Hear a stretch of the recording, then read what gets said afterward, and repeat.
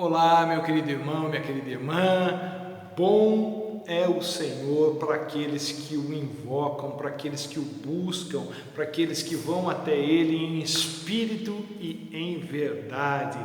Se você for até Deus, Ele jamais vai virar as costas para você, Ele vai te abençoar, Ele vai te ensinar, Ele vai te curar, principalmente as doenças da alma. Deus tem o poder de fazer a gente ser curado dessas coisas. Deus pode te ajudar, Deus pode fazer o impossível acontecer na sua vida. Eu creio, oro e desejo que seja assim na sua vida. Vamos falar com Deus. Pai amado, Deus bendito, obrigado, Senhor, pelo dia de hoje, obrigado pela bênção da vida, obrigado, Senhor, por tudo quanto o Senhor já tem feito por nós. Nós esperamos em Ti, a nossa alma descansa em Ti, espera em Ti, e nós pedimos que o Senhor vá abrindo os caminhos à nossa frente, vá nos, ó Pai, orientando por onde devemos seguir para alcançarmos aquilo que o Senhor tem para nós. Eu sei que o que o Senhor tem para nós é muito melhor, é muito superior àquilo que nós mesmos procuramos na vida. O Senhor tem vida, vida em abundância para nos dar. Então, ó Pai, opera em nós esse milagre e nós te daremos toda a honra, toda a glória e todo o louvor para todos sempre. Amém e amém. E o texto para nós meditarmos hoje se encontra na primeira carta do apóstolo João, 1 de João, no capítulo 5. Vamos ler alguns versículos. Diz assim a palavra de Deus: todo aquele que crê que Jesus é o Cristo é nascido de Deus, e todo aquele que ama o Pai ama também o que dele foi gerado. Assim sabemos que amamos os filhos de Deus, amando a Deus e obedecendo os seus mandamentos, porque nisso consiste o amor de Deus, em obedecer os seus mandamentos. E os seus mandamentos não são pesados. O que é nascido de Deus vence o mundo, e esta é a vitória que vence o mundo, a nossa fé. Quem é que vence o mundo? Somente aquele que crê que Jesus é o Filho de Deus. Versículo 12. Quem tem o Filho tem a vida, quem não tem o Filho de Deus não tem a vida. Aleluia. Tudo o que Jesus conquistou na cruz é direito nosso, é nossa herança, diz a canção da pastora Ludmila Ferber. Ele conquistou inclusive, gente, o direito de crermos, o direito de termos fé nele. Ninguém pode nos tirar esse direito. Então, o diabo não pode tirar esse direito, os homens não podem tirar esse direito. Nós temos o direito de crer em Cristo Jesus. E mais uma vez nós estamos diante desse tema recorrente que é a fé. Por quê, gente? Porque a fé é a grande batalha da vida. Sem fé, a gente não só não agrada a Deus, como também não faz nada na vida. E nós sabemos, nós temos conhecimento que desde a morte daquele americano afrodescendente por um policial branco nos Estados Unidos, criou-se um movimento #Vidas Negras Importam e os seus derivados. Vidas realmente importam, é claro que elas importam, mas o que é que realmente importa na vida? E se eu saísse por aí fazendo essa enquete, com essa pergunta, eu sei que as respostas seriam as mais diferentes, as mais diversas, porque as pessoas, elas têm uma cosmovisão diferente do mundo, né? A maneira como elas veem a vida é diferente, a maneira como as pessoas sentem e absorvem a sua interação com o mundo difere de uma para outra. Pessoas têm necessidades diferentes. Agora, a resposta bíblica para essa pergunta, o que é que importa na vida? A resposta bíblica para isso é muito simples, muito direta, muito focada. O que importa na vida para qualquer ser humano em qualquer parte do mundo é crer, acreditar que Jesus Cristo é o Filho do Deus vivo. Isso sim importa. Tudo mais passa, cessa, acaba, deixa de existir. Mas quem crê em Jesus Cristo vence o mundo, vive para sempre. Quem confia a vida nas mãos de Deus tem a vida eterna porque creu. E é isso que realmente importa. Agora, crer é uma palavra difícil de definir. Há muitos posicionamentos diferentes sobre um mesmo assunto. Uma pessoa crê de um jeito, outra de outro, obviamente. Inclusive há diversas crenças sobre Deus, sobre Jesus, há diversas crenças sobre a vida, há diversas crenças sobre felicidade, há diversas crenças sobre a questão da ética, há diversas crenças sobre a verdade. Há muitos pontos de vista sobre praticamente tudo, mas a Bíblia, insisto, diz que só tem um jeito de se vencer o mundo, crendo que Jesus é o Filho de Deus. Pois bem, então o nosso assunto aqui é um assunto de sempre, a fé.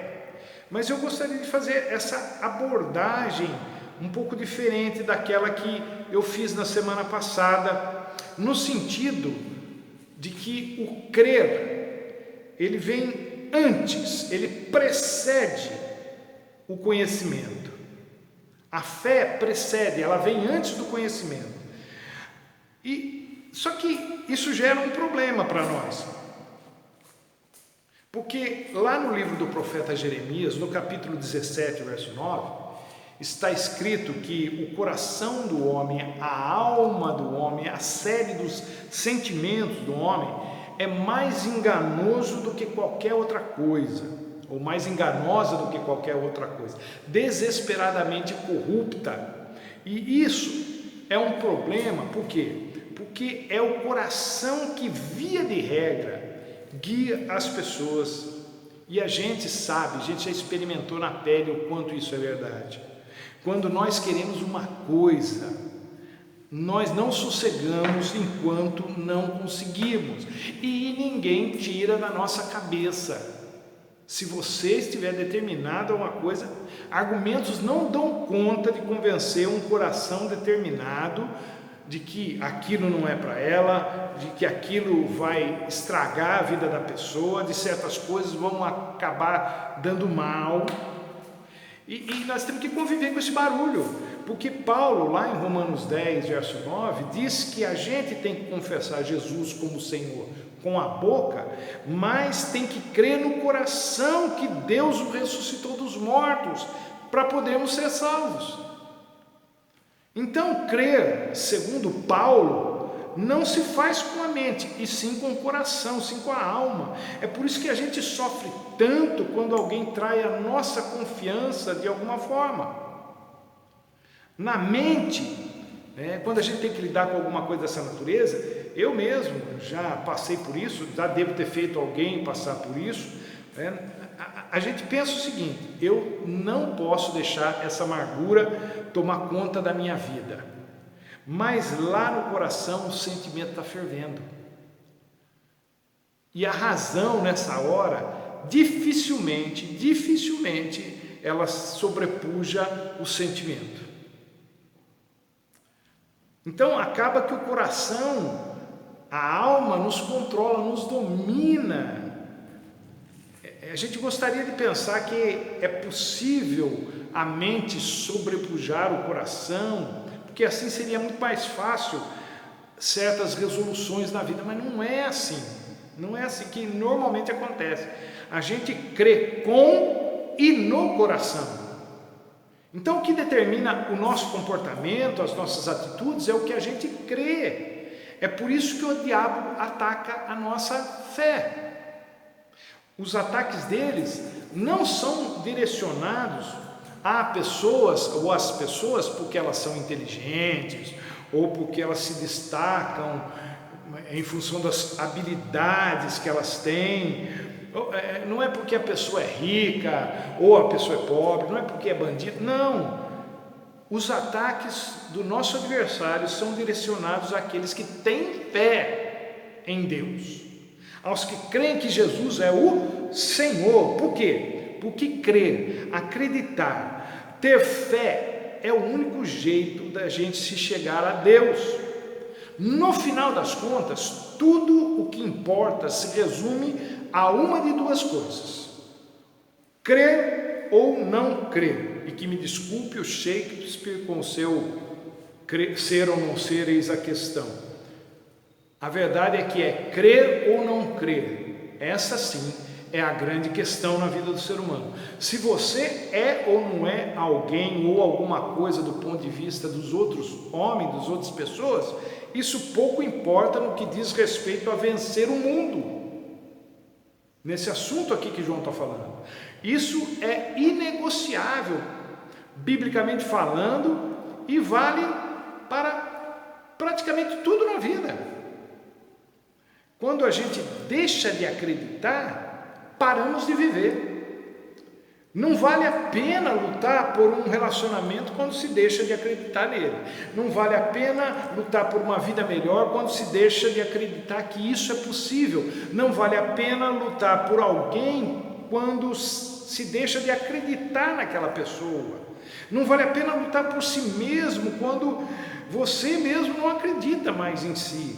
Não vale a pena lutar pela vida eterna quando não se acredita que ela exista. Nada mais vale a pena quando se deixa de acreditar. Tudo perde valor quando se deixa de acreditar.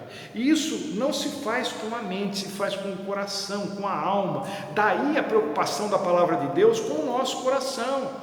É o que diz lá Provérbios 4:23, sobre tudo o que se deve guardar, guarda o teu coração. Por quê? Porque dele procedem as saídas da vida. É com ele que se crê.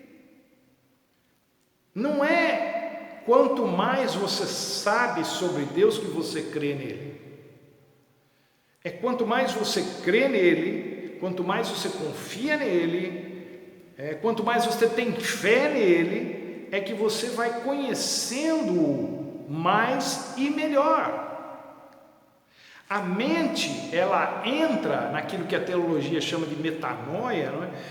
Isso é, a mente começa a ser transformada depois que se crê com o coração.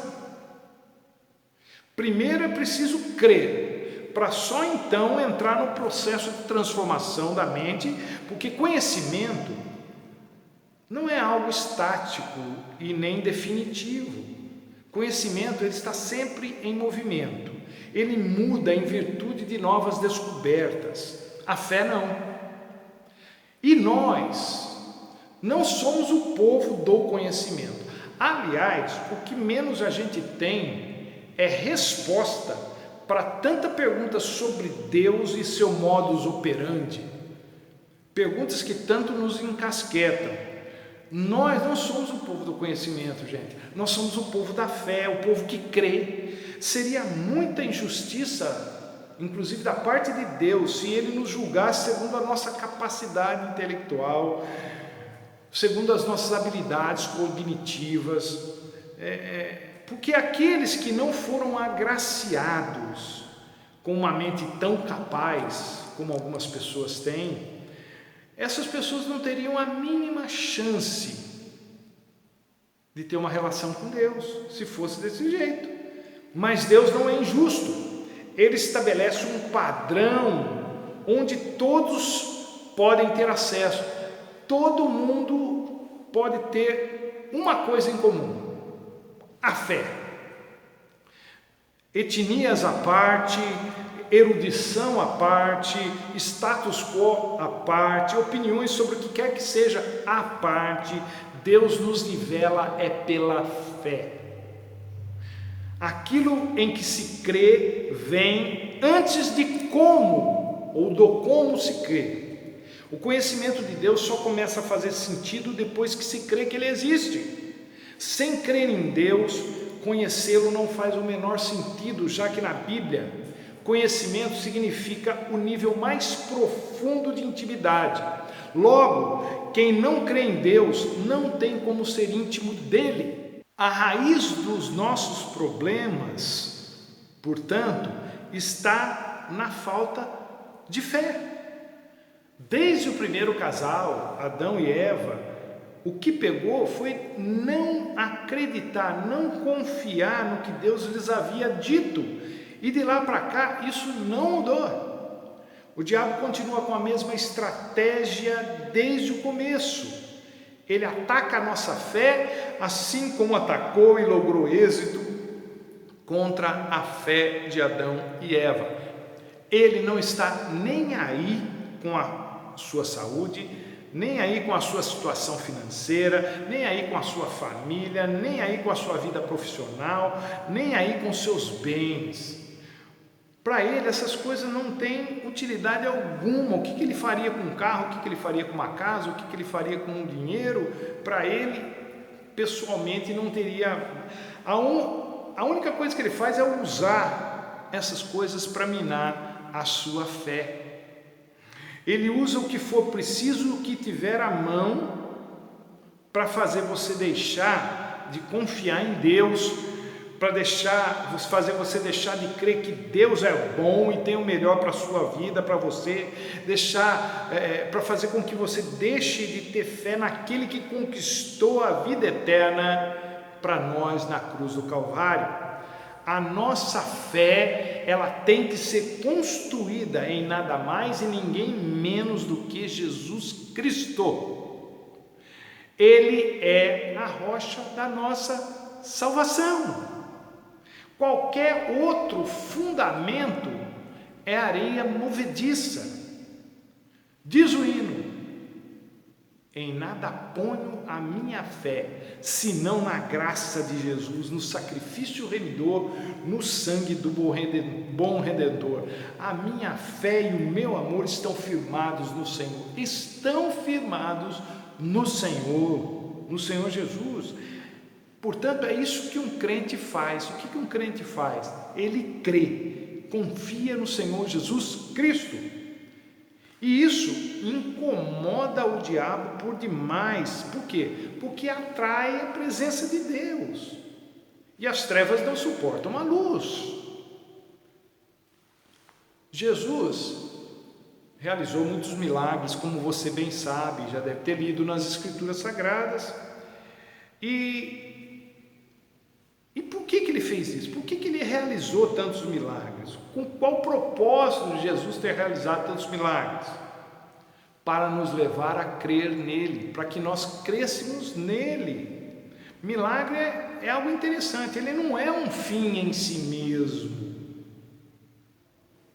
A ressurreição de Lázaro, por exemplo, foi algo extraordinário, mas não o livrou de morrer uma segunda vez. Então, quando há uma cura da parte de Deus, uma cura miraculosa, um sobrenatural acontece na vida de alguém no sentido de ser curada, isso não isenta a pessoa de ter uma outra doença, ou não isenta a pessoa de morrer um dia. Uma porta aberta por Deus não significa que nunca mais haverá portas fechadas. Então, por que Jesus realizou e realiza tantos milagres? Para que a gente creia nele. E lá no Evangelho de João, no capítulo 14, os versos 28 e 29, Jesus está falando com seus discípulos e diz o seguinte para eles: que ele estava indo para o Pai e que quando isso acontecesse, eles deviam crer. Então, Jesus antecipadamente conta para os seus discípulos o que iria acontecer, para que quando aquilo acontecesse, eles crescem. Não era para suscitar neles qualquer outra coisa, a não ser crer, porque a fé em Jesus Cristo, gente, é a chave para a vida eterna. Cantar hinos e cânticos não é chave para a vida eterna. Muito dinheiro, não é a chave para a vida eterna. Muita saúde não é a chave para a vida eterna. A felicidade, o ser feliz não é a chave para a vida eterna. Muito conhecimento não é a chave para a vida eterna. A chave para a vida eterna é crer em Jesus Cristo, porque o que diferencia uma pessoa da outra aos olhos de Deus é a sua fé nele. Não é o que a pessoa possui, não é o que a pessoa tem, não é o conhecimento que ela tem, é a fé. Não é o que você sente que se importa, não é como você se sente que importa, não é o que você acha o que importa, não é o que você conquistou na vida o que importa é no que você crê, ou melhor, em quem você crê. Em quem você crê? Eu creio em Deus, eu creio em Jesus Cristo, eu creio na palavra de Deus, eu acredito que Jesus é Deus. Eu creio que Ele é fiel para nos perdoar os pecados e nos purificar de toda injustiça. Eu creio que todas as coisas cooperam para o bem daqueles que amam a Deus. Eu creio que nós somos mais do que vencedores em Cristo Jesus.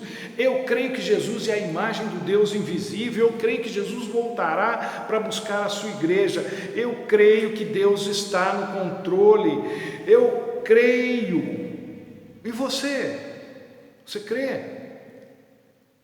Crer que Jesus Cristo é o Filho de Deus é o que realmente importa, se você quiser vencer o mundo, se você quiser ter vida eterna e abundante.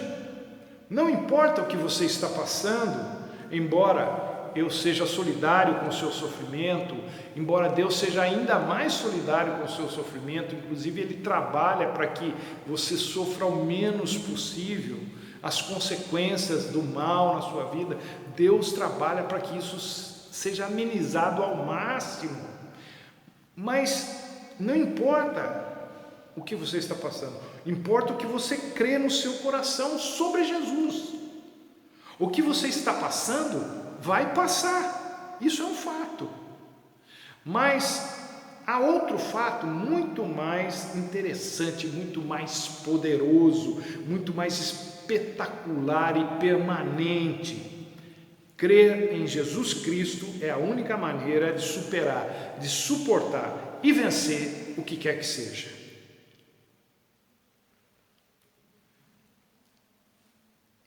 Para aqueles de nós que se sentem esgotados, cansados